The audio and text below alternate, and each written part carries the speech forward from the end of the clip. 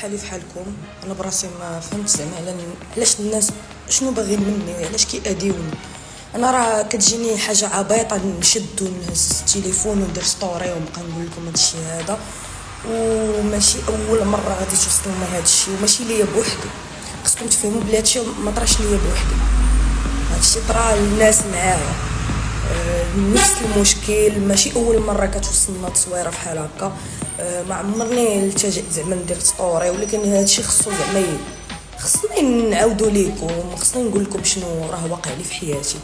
حيت انا ما فهمتش الناس علاش باغيين يأذيوني. انا ما عمرني اذيت شي واحد، ما عمرني درت شي حاجه خايبه لشي واحد، وراكم باغيين تأذيوني في صحتي. والله ياخذ فيكم الحق. حسبي الله ونعم الوكيل، حسبي الله ونعم الوكيل في اي واحد كيبغي يأذي شي واحد ما دار ليه حتى شي حاجه.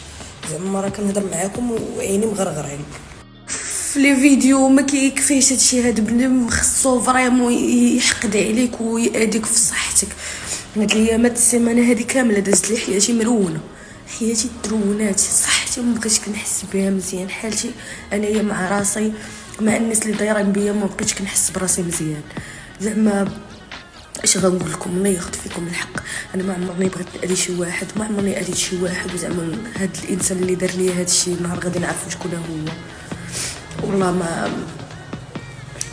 ما غاديش ما نهضرش دابا.